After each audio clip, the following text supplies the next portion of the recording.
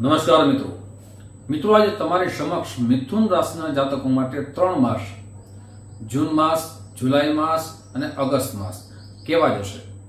આપનું ભાગ્ય ચમકશે કે નહીં ચમકે, આપણા કરિયરમાં ઉદિત તરફ જશો અથવા આપને અશુભ પરિણામ મળશે. સાથે આપણા જીવનની અંદર સ્વાસ્થ્ય બાબતમાં કઈ કાળજી લેવાની છે, વિદ્યાર્થી બંધુઓ માટે કઈ કાળજી લેવાની છે, વિવાહિક જીવન કેવું જશે, સાથે ઉત્તમ ઉપાય આપના જીવન માટે ખૂબ જ સુખદ બનાવે, આપનું જીવન આનંદિત બનાવે, આપનું જીવન પ્રગતિશીલ બનાવે, એ સવિસ્તાર આજે તમારી સમક્ષ મૂકવા જઈ રહ્યો છું. સાથે ગ્રહોની સ્થિતિ સાથે આપણે ચર્ચા કરશું. મિત્રો, ગ્રહોની સ્થિતિની આપણે ચર્ચા કરીએ તે પહેલા એક નમ્ર પ્રાર્થના છે. મારા નવા મિત્રો આ વિડીયો જોઈ રહ્યા છો, મિત્રો આ વિડીયો તમને ગમે જરૂર ને જરૂર લાઈક કરજો. આપના મિત્ર સર્કલમાં બધી જગ્યાએ આ વિડીયો ખૂબ શેર કરજો. મિત્રો, ગ્રહોની સ્થિતિ અનુસાર આપણે ચર્ચા તો કરીએ છીએ માસિક કુંડળીની, અને જે પણ ચર્ચા કરીએ છીએ એ ચંદ્ર રાશિના આધારો પર ચર્ચા કરીએ છીએ. આપણા જન્મ ગ્રહો કઈ સ્થિતિમાં છે, અશુભ સ્થિતિમાં છે કે શુભ સ્થિતિમાં છે એ હું નથી જાણતો, પણ આપને જાણવું હોય તો અવશ્ય મારા નંબરમાં સંપર્ક સાધી શકો છો. આપ મારી ઓફિસ જામનગરમાં છે, જામનગરથી ખૂબ દૂર રહેતા હો તો તેના માટે સુંદર મજાની વ્યવસ્થા આપણે રાખી છે. ઓનલાઈન જન્મ કુંડળી બતાવી, જેમાં આપનું નામ, જન્મ તારીખ, જન્મ સમય, જન્મ સ્થળ આ બધું વોટ્સઅપ નંબરમાં મોકલી દેવાનું રહેશે. સુનિશ્ચિત દક્ષિણા મોકલી દેવાની રહેશે, એટલે આપણે કુંડળી પીડીએફ કરીને આપના જ મોબાઈલમાં વોટ્સઅપમાં મોકલવામાં આવશે. સાથે આપણી સાથે કુંડળી બાબતથી દરેક પ્રકારની ચર્ચા થશે અને કુંડળીના અનુલક્ષીને શાસ્ત્રોક્ત ઉપાય બતાવવામાં આવશે. સાથે સરળ ઉપાય પણ આપ કરી શકો, જેનાથી આપનું જીવન સુખદ બને, એ સરળ ઉપાય પણ આપને બતાવવામાં આવશે. મિત્રો, જ્યોતિષ જોવાનો સમય સવારે 10 વાગ્યાથી લઈ અને બપોરના 1 વાગ્યા સુધી છે. સાંજે 5 વાગ્યાથી લઈ રાત્રે 9 વાગ્યા સુધી છે. આ સમયે આપ કોલ કરીને એપોઇન્ટમેન્ટ આપને નોંધાવી શકો છો. મિત્રો, હવે માસિક કુંડળીની આપણે ચર્ચા કરીએ કે આપના મિથુન રાશિના જાતકો માટે માસિક કુંડળી પ્રમાણે ગ્રહો કયા ભાવમાં રહેશે. તો સૌથી પહેલા 12મા ભાવની અંદર 4 ગ્રહો ઉપસ્થિત છે. ગ્રહોનું રાશિ પરિવર્તન તો થશે, પણ અત્યારનો જે માસિક કુંડળી બને છે એમાં 4 ગ્રહો 12મા ભાવમાં છે. ગુરુ મહારાજ છે, બુધ ભગવાન છે, શુક્ર ભગવાન છે અને સૂર્ય મહારાજ છે. સાથે ચોથા ભાવમાં કેતુ ભગવાન છે અને દશમ ભાવમાં રાહુ ભગવાન છે. મંગળ રાશિ પરિવર્તન કરશે, પણ ચંદ્ર અને મંગળની, ચંદ્ર એટલા માટે કહું છું મિત્રો કે ચંદ્રની 2.5 દિવસમાં પરિવર્તન થાય છે, પણ મંગળ ભગવાન છે 11મા ભાવમાં છે, લાભ ભવનમાં છે, અને શનિ ભગવાન છે એ 9મ ભાવમાં છે, જે કુંભ રાશિમાં છે. આ રીતે કુંડળીનું નિર્માણ થાય છે. સૌથી પહેલા બીમારી વિશે આપણે ચર્ચા કરીએ, સ્વાસ્થ્ય બાબતની ચર્ચા કરીએ. તો આપના ગ્રહોની સ્થિતિ અનુસાર આપના રાશિ સ્વામી થાય છે બુધદેવ થાય છે, આપને ખબર જ હશે. અને બુધદેવ છે એ આપના 12મા સ્થાનમાં છે. 12મો ભાવ અશુભ ભાવ માનવામાં આવે છે. એટલે એમ કહી શકાય કે જૂન માસની અંદર ખાસ કરીને આપણે ખાસ સાવધાની રાખવાનો સમય છે. આપણે બીમારી આવે અને વારે ઘડીએ આપણે હોસ્પિટલ જવું પડે, એની ખાસ સાવધાની રાખજો. સાથે 3 જૂનથી બુધ ભગવાન છે રાશિ પરિવર્તન કરશે, અને સાથે 29 જૂન સુધી પાછા બુધ ભગવાન રાશિ પરિવર્તન કરશે. એટલે કે 29 જૂન પછી તમારા જીવનની અંદર પરિવર્તન પણ આવશે. એટલે એમ કહી શકાય સ્વાસ્થ્ય સારું રહેશે, પણ સ્વાસ્થ્ય બાબતમાં વ્યાયામ કરવું ખૂબ જરૂરી છે. સાથે ખાવામાં, રહેવામાં, બહાર પ્રવાસમાં આપણે ખાસ કાળજી લેવાનો સમય છે. 29 જૂન પછી આપના જીવનમાં ઉત્સાહનો પ્રભાવ વધશે.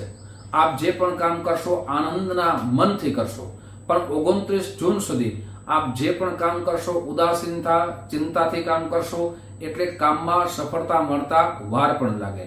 પણ આપને જે પણ કાર્ય કરો ખૂબ જ આપ જે કહી શકાય આત્મવિશ્વાસથી કરશો તો એ કામમાં સફળતા જરૂર મળશે. સ્વાસ્થ્ય બાબતમાં જેને ડાયાબિટીસ છે, જેને બીપીની તકલીફ છે, 29 જૂન પછી એમના જીવનમાં સારું રહેશે. એટલે મધ્યમ કહી શકાય. આ 3 માસની અંદર જૂન માસમાં સાવધાની રાખવાની છે, જુલાઈ માસ મધ્યમ રહેશે, પણ ઓગસ્ટ મહિનામાં પાછી આપણી સાવધાનીનો સમય છે અને એમાં પણ આપણું સ્વાસ્થ્ય સારું રહેશે. એટલે 3 માસમાં મધ્યમ સ્વાસ્થ્ય રહેશે, એની ખાસ કાળજી લેવાનો સમય છે. હવે વાત કરીએ વિદ્યાર્થી બંધુઓ માટે, તો વિદ્યાર્થી બંધુઓના પાંચમ ભાવના જે માલિક થાય છે એ મિત્રો શુક્રદેવ થાય. શુક્ર ભગવાનની અંદર ગુરુ મહારાજનું રાશિ પરિવર્તન થશે 1 મે થી. ભલે શુક્ર ભગવાન પોતાની જ રાશિમાં 12મા સ્થાનમાં છે, એટલે વિદ્યાર્થી બંધુઓ માટે એમ કહી શકાય કે જૂન માસની અંદર આપનું મન ચંચળ થઈ શકે છે. આપ જે ભાવથી વાંચન કરો છો, મહેનત કરો છો, એ ભાવમાં આપનું મન ચંચળ થાય તો વાંચન શક્તિમાં અથવા વાંચન કરવા માટે બેસો ત્યારે આપનું મન ન લાગે, એટલે પરિણામ આવતા વાર લાગે, એટલે પરિણામ સારું પણ ના આવે એમ પણ કહી શકાય. સાથે જુલાઈ માસની અંદર આપને સંગત દોષ ન બળે એની ખાસ સાવધાની રાખવાનો સમય છે. સંગત દોષની અંદર આપના જીવનમાં જે વિદ્યાભ્યાસનો સમય આપે કાઢ્યો છે અને વિદ્યાભ્યાસમાં જે ધ્યાન દેવાનું છે, આપને પરીક્ષાનું પરિણામ સારું લેવાનું છે, એ આપણો વિદ્યાભ્યાસ બગડી ના જાય એ ખાસ સાવધાની રાખજો. આપના જીવનની અંદર આપના જે વિચારો છે લક્ઝરી લાઈફ જીવવાના, એ વિચારોને ખાસ કરીને વિદ્યાભ્યાસ કરો ત્યારે એ કંટ્રોલ રાખવો ખૂબ જરૂરી છે. સાથે વિદ્યાભ્યાસ કરો ત્યારે ખાસ કરીને બધા વિચારો આપ બંધ કરી દેશો તો આવતો સમય તમારા માટે ખૂબ જ સારું છે. પણ જુલાઈ માસની અંદર ખાસ સાવધાની રાખજો. ઓગસ્ટ મહિનામાં મધ્યમ સ્થિતિ રહેશે, એટલે વાંચનમાં પણ ધ્યાન આપશો, સાથે સંગત દોષથી આપ બચી પણ શકશો. એટલે વિદ્યાર્થી બંધો માટે જૂન માસ અને જુલાઈ માસમાં ખાસ કરીને સાવધાની રાખવાનો સમય છે. હવે વાત કરીએ વિવાહિક જીવનની, તો વિવાહિક જીવનના જે રાશિપતિ થાય છે એ ગુરુ મહારાજ થાય છે, અને ગુરુ મહારાજ પણ 12મા ભાવમાં છે. એટલે જૂન માસની અંદર વિવાહિક જીવન માટે ખાસ કરીને ઝઘડાઓ ના થાય, વહેમ ઉત્પન્ન ન થાય, એકબીજાના પ્રત્યેનો ક્રોધ ઉત્પન્ન ન થાય, એ ખાસ કાળજી લેવાનો સમય છે. આપણા ઝઘડાઓથી આપના જ ઘરમાં અશાંતિનો માહોલ ન ઉભો થાય, આપણા સંતાનો, આપણો પરિવાર એ ખૂબ જ અશાંતિમાં રહે એની ખાસ કાળજી લેજો. એકબીજાના ક્રોધને કંટ્રોલ કરજો, એકબીજાની કેર કરજો. સાથે આપણા જીવનમાં શુક્ર ભગવાન પણ સારું ફળ આપશે. પણ જૂન માસ મધ્યમ રહેશે, જુલાઈ માસની અંદર આપણા એકબીજાનો સમય આપતા નથી, સમય આપવાનો સમય છે. ઓગસ્ટ મહિનામાં પાછળની સ્થિતિમાં સુધારો થશે, એકબીજાના વિચારો જાણશો, એકબીજાની કેર કરશો, એકબીજાનો પ્રેમનો વધારો થશે. એટલે એમ કહી શકાય કે ઓગસ્ટ મહિનામાં પાછું પરિણામ સારું આવશે. હવે વાત કરીએ મિત્રો ભાગ્યની. જીવનમાં ગમે તેટલી મહેનત કરીએ પણ ભાગ્યનો સાથ ન મળે તો જીવનમાં એ સફળતા મળતી નથી. અને ભાગ્યના જે ગ્રહ થાય છે એ ભગવાન શનિદેવ થાય છે. શનિદેવ પોતાના સ્થાનમાં છે.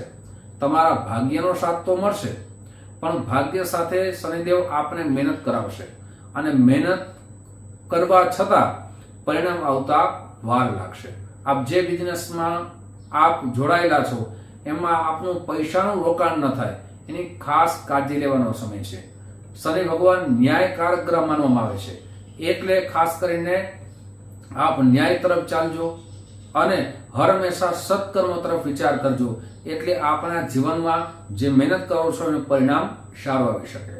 હવે વાત કરીએ આપણા કેરિયરની, તો 10મ ભાવના માલિક એ પણ જે કહી શકાય તેમાં પણ રાહુ ઉપસ્થિત છે, અને એમના દેવ છે મંગળદેવ. મંગળદેવ 11મા ભાવમાં છે, એટલે જ્યાં આપ નોકરી કરો છો કોઈ પણ પ્રકારના વિવાદનું સર્જન ન થાય એની ખાસ કાળજી લેજો.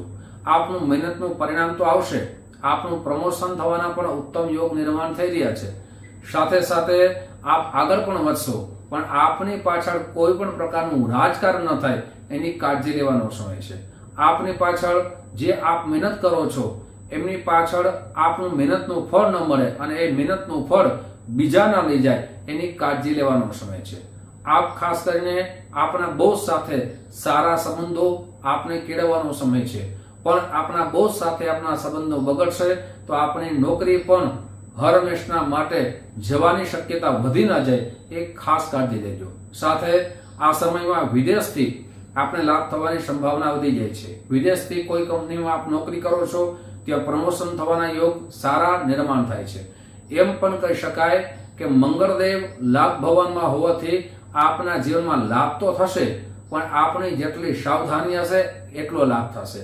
આપ કોઈ આયાત નિકાસ પેટ્રોલ પંપ અથવા પેટ્રોલને લગતી કોઈ પણ માં નોકરી કરો છો, કેમિકલ લાઈનમાં કોઈ નોકરી કરો છો, અથવા એમ કહી શકાય કે બ્રોકરનું કામ કરો છો, અથવા જમીનથી જોડાયેલી કોઈ કંપનીમાં આપ નોકરી કરો છો, તો આપને લાભ થવાની સંભાવના ખૂબ વધી જશે. મિત્રો, આજે તમારી સમક્ષ દરેક વિશેષ ચર્ચાઓ રાખી છે. હવે આપનું જીવન જૂન માસ, જુલાઈ માસ અને ઓગસ્ટ માસ સારું જાય એના માટે ઉપાય બતાવું છું. ઉપાય આપ જરૂર કરજો. સાથે મિત્રો, જે પણ માધ્યમથી આ વિડીયો આપ જોવો છો, ફેસબુકના માધ્યમથી વિડીયો જોતા હો, જરૂર ને જરૂર અમારા પેજને ફોલો કરી લેજો. યુટ્યુબના માધ્યમથી આ વિડીયો જોતા હોય તો અમારા ચેનલ સબસ્ક્રાઇબ કરી લેજો, જેનાથી આવા જ્ઞાનવર્ધક વિડીયો તમારી સમક્ષ અમે રાખી શકીએ, આપ જોઈ શકો.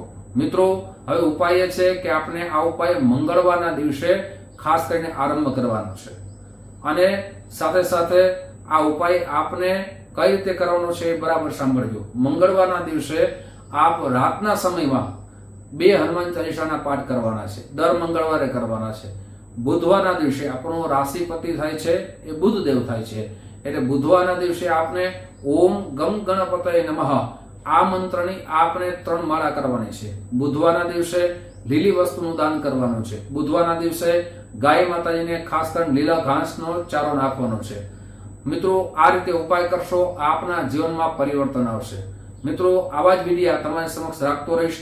આપ જે પ્રેમ આપો છો એ પ્રેમ બદલ આપ સૌનો હૃદયથી આભાર વ્યક્ત કરું છું. ફરીથી મળશું. આપ સૌને મારા જય શ્રી કૃષ્ણ. મહાદેવ.